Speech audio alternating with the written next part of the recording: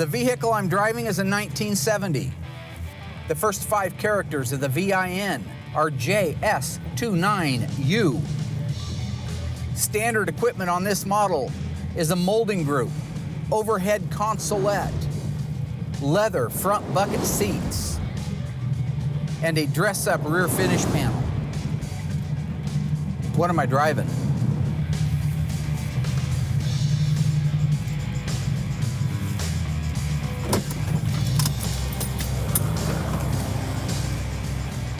This is the 1970 Dodge Challenger RT SE440 Magnum, one of 733 ever made. That's Mopar. My name is Brian Lansford. I'm from Wadsworth, Illinois. I own a 1970 Dodge Challenger RT SE 440 Magnum. Back in April of '83, I bought my 70 RT SE. It's a 440 Magnum, automatic, air conditioning, loaded with power toys. So in 2003, when my son was going to college, I sold the RT SE. The car needed some restoration again because I had the car restored in the mid and late 80s. So I put the investment in my son. I sold it to a guy that was a trucker. He sold the car within a year of buying it to another guy that I had interested in it at the same time. He bought the car and went from Wisconsin to Tennessee. And then somehow his wife became ill, and then he had to sell the car. So I went to a collector car dealer. That collector car dealer took it to an auction and sold it to another collector car dealer in Roanoke, Virginia. Then my friend, who I've been lifelong friends with for 40 years, called me up one day and said, there's a Challenger on eBay, you should check it out. So I checked out the eBay link to this Challenger. It was not mine, but just out of curiosity, I started clicking on the rest of the Challengers, and lo and behold, there was my green RTSE. I was surprised because that was not the car that my friend had told me about. So just had he not told me that day to go on eBay and nose around, I probably would have never found my car. It was a good driver quality car, a 26,000 mile car, and all the time that I owned the car, I always wanted that kind of quality of restoration that only Mark's been able to provide. It's a lifelong dream for me, at least since I was 16, to see that car perfect. To help with the authentication of the RTSE, Mark has invited his friend and fellow Mopar enthusiast, Tony D'Agostino, to come out to the shop to lend him a critical eye. This guy just bought this car a couple days ago, and he would like us, me, you, to authenticate it and give him some tips on exactly what's left on it to make it a nice car. For me, it's the ultimate compliment to have Tony out and to be able to walk around these cars. Going over the RTSE, I know he knows, and he's one of the few guys in the world that I can say that about. Upon a glance here, you see this overhead light? Absolutely. You see what's wrong with it? Yeah, it's puckered down right there at the aluminum. No, sir. Oh, the lens is missing. No. You see here, I'm Mr. Parts guy, but that's a C-body light. The E-body light has a switch that goes front to back to turn on and off, because it looks the same. Didn't know that. But it's not exactly the same. See, that's a knob radio, and 1970s would have been the thumb wheel. The AM/FM would have been a thumb wheel. Even the AM/FM would have been a thumb wheel in 70. Well, the AM's a knob radio. Oh, right. Oh, and the AM/FM. And the AM/FM is a thumb wheel. Okay. You know, we're inside this car for, what, 5 minutes? And he's able to point out a handful of things that, you know, I let him think I didn't know, but I did know. But still, the average person wouldn't know. You know, the average human wouldn't have a clue in the world. But obviously I did. I just told him I didn't because, you know, you got to build them up to take them down.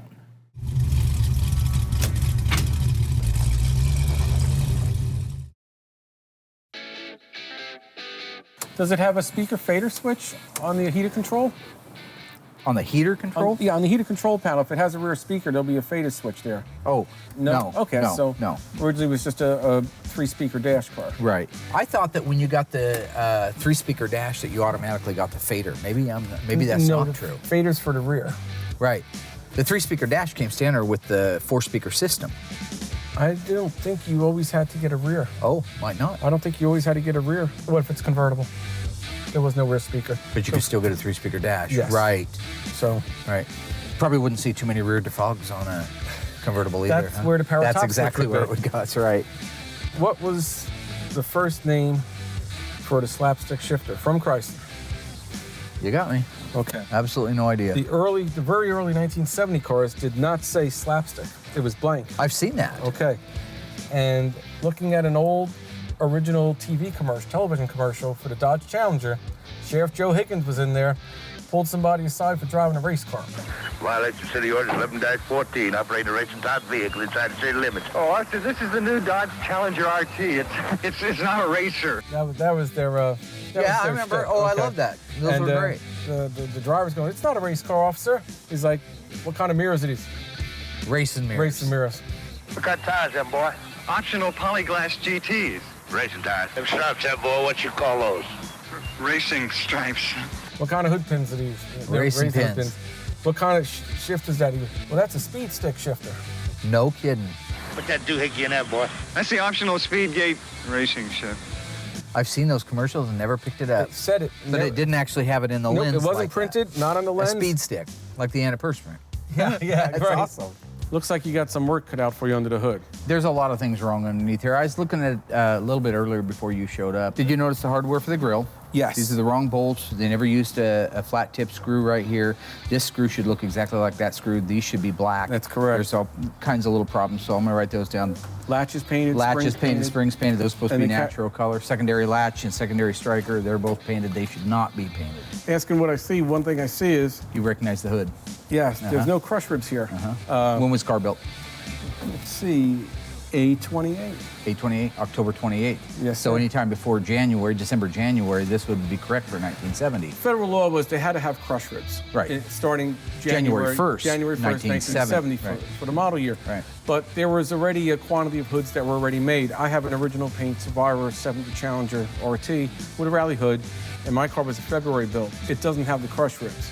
Tony and I had a blast going through the Challenger on the ground. That's the first level where you go through from the taillights all the way to the headlights and finding the things that needed to be corrected on it, which is good because it's here to be restored. We weren't picking it apart, but we were just going through it and finding all the things that do need to be changed when it goes back together again. It's actually a pretty nice car. The hardware is incorrect on the washer bottle, which looks like it's original, but it does have some wear to it. But they're supposed to be a Phillips. They're supposed to be a number 2 Phillips. They're supposed to have a zinc pan head and have a loose washer, not a captive washer on them. Same thing with the H51 tie-down bracket right here. This is supposed to be a zinc with a number 2 Phillips screw that holds that in place. And you spotted earlier, this AC hose is incorrect. The AC hose is incorrect. I noticed that it's using screw-on fittings over there. I saw that. Right. They're very hard to find, believe it or not. And it should run up differently. It Oh, should yeah. run right next to that hole. Yep, that's the hole that would hold the The rack's bracket. It over would be here. exactly like this bracket. I may be able to help you with that. I may have an original at stock. Check with me later. Okay, 71 to that's 4 trunk lid molding. It has a little ridge in it. You Has know? that style line down at this common on the 71 to 74. Where the 70 was smooth. Just little style changes they and the made. quarter extensions are actually built into part of it. the That's- rear finish molding. That's probably the only reason they the are SC correct, finish because it's panel. part of it. Right, exactly. So go back and see, because I'm at the wrong angle to see, but it looks like a Yes, it is. 369, 170, Yeah, 173, 369. 369. Okay. Yes, sir. So we have a numbers matching engine. Good. And what do we have? Well, that's what he thought, so I'm glad. I'm glad for that. Okay. And on the transmission case. Okay. The car has the hard parts. It's not missing anything. Yeah. The biggest thing is probably the AC line. Otherwise than Yeah. that, it's a lot of little detail and stuff. Right. You can bring the car up to a nicer level. After the car was authenticated, it was sent off to the dipper, then returned to the shop, where it received a new trunk floor extensions, and floor panels before moving over to Will for paint.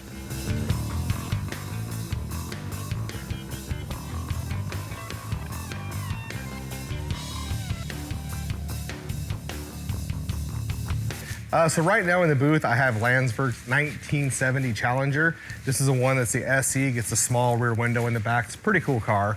Alyssa's in here. She's actually stepped up quite a bit, wanting to do more out here, but I told her for her to actually be a part of what I do, I need her here first thing in the morning, ready to help. So she showed up right at 8 o'clock. I got her in a paint suit, respirator. She's in the booth, and we're getting ready to go in and start painting this car together.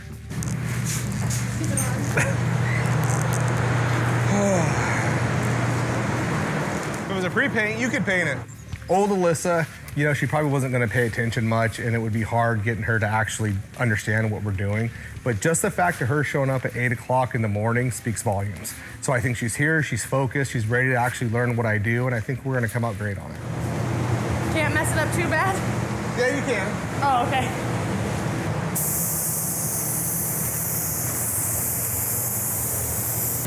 All right, let that sit for a couple more minutes. Yep. So it looks like everything's good. Let that dry, go back in there. Then I'll probably just have to do a couple of back-to-back coats. Then we should be done with color.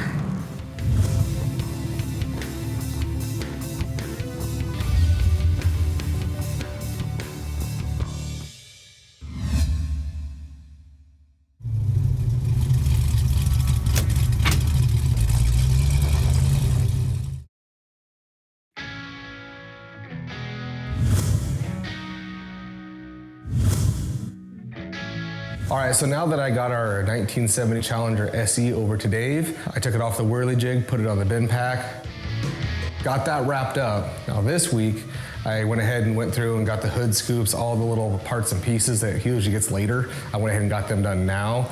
Got them over to Dave the past couple days. I got the hood left, I'm buffing it right now. Take the hood over today, get the hood on there, get it lined up perfect. Then Dave has that car 100% to start assembling. On our 70 Challenger RT, it's actually a special edition. That means it's RTSC. So what happens is the VIN number changes. It goes from a JS23, which is what it would have been just as an RT, to a JS29, which means it's got the formal roof, which is part of the A47 SE package. They only made 733 of these cars with a 440 and an automatic. So you're getting down into the pretty rare numbers with that one. The interior's mostly original. We do have to freshen up the front seats, but the owner wanted to leave it as close to original interior-wise as possible. The car is an original FF4 green, kind of an interesting color. It also has the body side moldings versus a stripe package that could have been available, or stripe delete. One of the things this gentleman wanted to do was the car was not a factory sound deadener car, meaning it wasn't a factory undercoating car.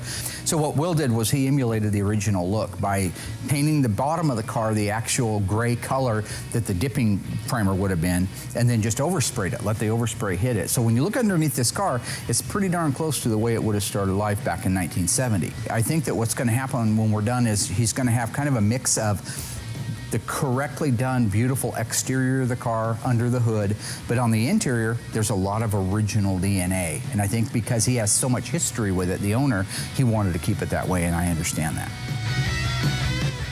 Okay. So, Dave, you want to raise the car up? We'll roll this back. Yep. Pretty, well, maybe a hair more here, but yeah, I like it. Somewhere in that range. He's got the eye. He does. I do. I got the eye. I can do a plumb bob. You ever do a plumb bob? Ho, ho, who's next? Uh-oh. What's up, ladies and gentlemen? There's the man. I love it. Goldberg sticks his head in, screams his tagline, "Who's next?" which is actually something I used to use on the playground when I was getting ready to whoop a kid's ass. You know, I used to go, "Who's next?" right? And anyway, he probably saw some old clips from me at 8mm. Doesn't matter where it came from, okay? It's his. He can use it. What are you doing out here? Goldberg apparently is going to help install this, and I tell you what, I couldn't be more happy to be on board with it. I'm a team player. You know, if Mark says, "Hey, Will, we need you over here," you know, I'm going to drop what I'm doing to get over here, and that's where we're at right now. I've been bugging Will all day. He's been running. I've chased him from one room to the other. He's hiding. He didn't want to help. Now, the minute Goldberg shows up, who's next? Mr. Bill Goldberg. He's volunteering his time. Okay, I know that you're not really a hands-on kind of mechanic guy. What? No, I'm You're saying, kidding, right? I am kidding. I just pulled the motor of my 429, the lawman yesterday. You did? Well, I helped, yes. Okay, now we're getting somewhere. I didn't do it by myself. Well, you're Bill Goldberg. You shouldn't have to, for God's sake. Well, am I going to pick it up and put it on my shoulder? You see the Pope baptizing people? No. Well, you're a businessman. The front bolt K-member bolts are right there. We're going to want to line up that hole with it. Yes, sir. At the back, you're going to want to keep an eye on your transmission crossmember to make sure that it slides into the torsion bar crossmember right here. So, where green light go, Big Bill. No, hold on. Before the green light go, I came to you guys because you know everything, right? If you knew everything, you'd know that this is a B-body crossmember going in an E-body cut. Now we're going to change out the transmission crossmember. Bill is right. Now, this is interesting, right? You taught me well. I put it on there to see if you pay attention. All right, it was a test to see if he was watching. And you know, kudos to him. He picked it right up, you know. All right, guys, got the right cross member. Right here, go for it. Something like that. Keep me on my toes, are you guys? I'll leave it a little bit loose. We'll move around. Head on down, Willie.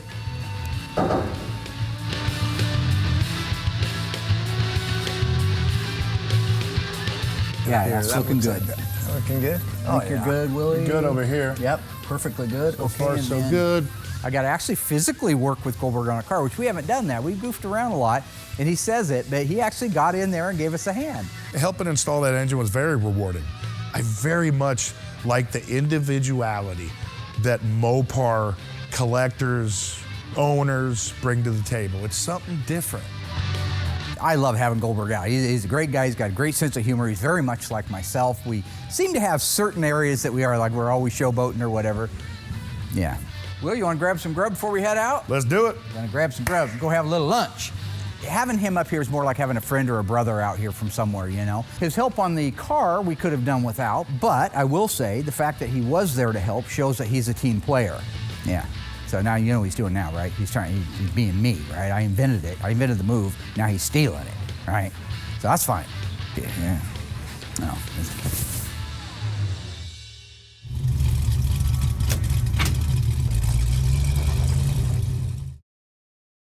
Hey everybody, Mark Warman here with Graveyard Cars. We are delivering a 1970 Dodge Challenger RT SE F4 green poly air conditioning to Mr. Brian Lansford. Brian has flown all the way out from Chicago to take delivery of his car. This is one of only 733 cars built. We've been working on it for about a year, maybe a year and a half. 4. Well, you know what? I took extra time to make sure it was right. That's the point. Try to. Okay. Dave jumped on all the parts that were here and started putting it together. A lot of pieces on an SE, especially you're talking about the power windows, right? Lots of sub-assemblies that needed to be built. But he was able to burn through that thing really quick. All things coming together on it. We're at a point now, after 4 years, that I believe that I can take you out, if you're ready, through that door and show you, arguably, one of the most beautiful 1970 Dodge Challenger RT 440 automatics on the planet today. For me, 34 years in the making. Let's do it.